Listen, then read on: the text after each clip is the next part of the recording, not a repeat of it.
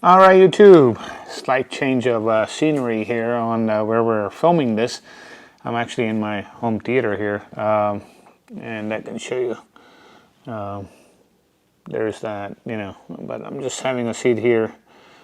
Just didn't feel like sitting in front of big lights and all of that, so just wanted to have a very casual conversation with you on sort of what we're talking about today. So, welcome back to Therapy Thursday, and today we're going to talk about the Leica Q3 43. Q3 43 is starting to sound like a buzzword. What does it really mean? It's about time, Leica, that you woke up and actually made a 43 millimeter lens and put it onto one of your modern cameras. I did a video on a Viltrox lens that was a 40 millimeter, but with a 43 millimeter field of view. Sorry, this thing is actually acting up, so my apologies here. Hopefully I didn't blow your ear out. So 43 is very special to the human eye because it's the human eye perspective, right? No, 50 is not normal, no, 40 is not normal, a bunch of lies. It's not. That's just how the human eye is, laid out. So obviously Leica sees that, and now what you're seeing is a 43 millimeter lens on a Q3. So Leica, if you're watching this is one of the channels that really should be getting that camera to actually review, because we've been harping on it for almost 10 years now. Max, that has been on my channel for probably about 9 years, 9.5 years, 10 years, since the beginning, has been harping and asking, but no one listens, right? So now all of a sudden that Leica has actually done it, it's like some kind of a revelation. It's not. It's Pentax. Pentax has been doing it for a very long time and doing it very effectively. Nikon tried, they failed, right? They made some abysmal 43 to 80 millimeter zoom. It wasn't very good. But Pentax had a good implementation of the 43. They did a 1.9, I think is what it is. Really nice. They have multiple versions of it. And they did. They had that as an offering. They still have that as an offering. So now to see this on the Leica, it's very refreshing. And it's also kind of weird for me because you can see what I'm doing with my hands. It probably means I will probably be looking at selling some other gear that I don't use. This camera is not cheap. I haven't even looked at the price.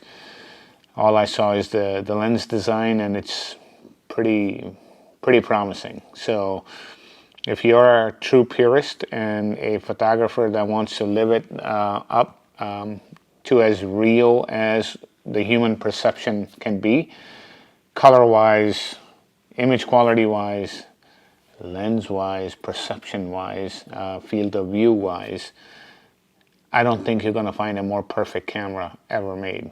So a lot of people, like that guy in Canada, all I wanted a perfect camera, here it is. It's perfect if you got the money. And the people that don't have the money want to understand this, for one. Two, they'll ridicule it like it's just another waste of money. Leica, it's not. This camera, if you are a Leica connoisseur, really marks a very important day in the history of photography, in the day of age where we are today. That 30 frames per second, this, that, all this bullshit. It's just nonsense. It doesn't stop, right? Because everyone thinks they're going to go shoot the Olympics. They're not. They don't even photograph their kids, let alone they don't even use their cameras. It's amazing when I made all those tutorial videos with for the Canon EOS R5 Mark II. The biggest comments that I got is it's one of the most detailed tutorials I've ever seen. It's very, very helpful. No one has been able to explain these things line by line because people gloss over it. They don't understand how to use it, so don't touch that, just leave it alone. It doesn't work like that. So this has the same kind of thing here. You're dealing with a channel here that is not really made for the masses. It's really made for the classes that really want to learn the utmost in photography and be here. You will learn a lot on this channel. Not every video, but you will learn a lot and walk away on things that will take you for the rest of your life. And you know, obviously change your photography game forever. They talk about game changer, that's the game changer. When you, my friend, change and evolve.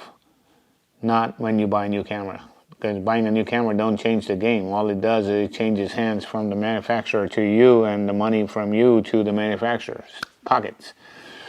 That's the only game changing that's happening, is the changing of the money going back and forth.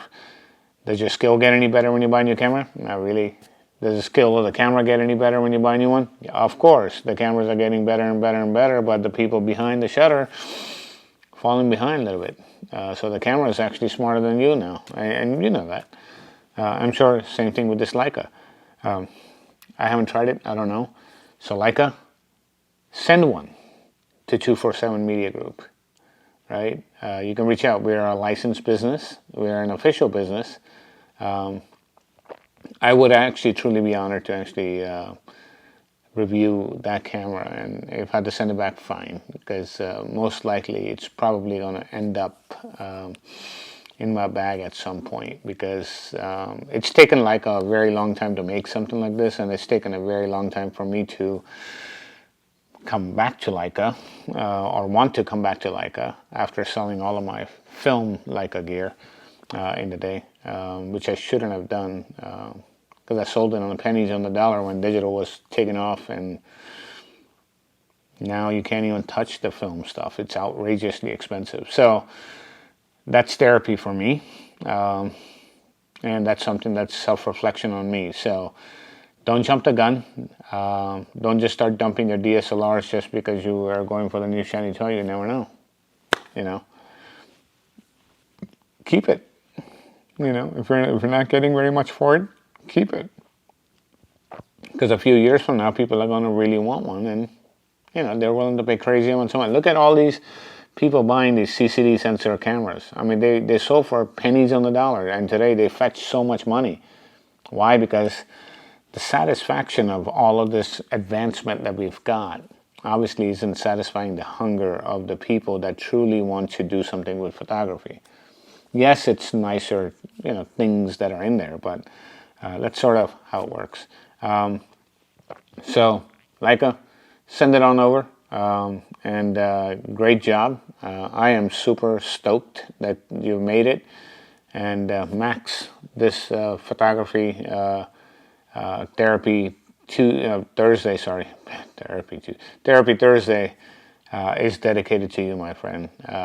May you live a very, very, very long life, and I surely appreciate you very much, and all of the greatness that you have brought to the world of photography.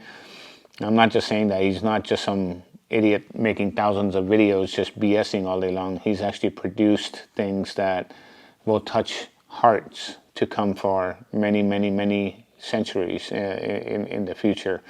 It's really sad. A lot of people don't value people when they're around. They always, like, all of a sudden, you know, find the greatness in someone's work once they're gone. It's just, to me, that's just, these are living legends that we should be celebrating. So thank you, bro, for being there, being who you are, staying steadfast, strong with what you are. He still shoots a DSLR and gets better images than most 90% of the fools on YouTube that blabber their mouth all day long, can't shoot worth a shit.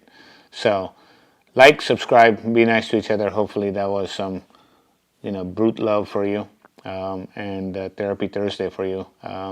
With that, I will see you tomorrow on Focus Friday. Stay focused. Don't worry about the Leica if you can't afford it. If you can afford it, definitely worry about the Leica, and don't sleep tonight, because that's one heck of an offering. More to come on that camera. I'll do a dedicated video on that. But it would be really awesome to be able to get one in hand and actually shoot it. Truly shoot a 43, a real 43 made by a company that really gets it, just like Pentax. So with that, I will talk to you tomorrow. Thank you.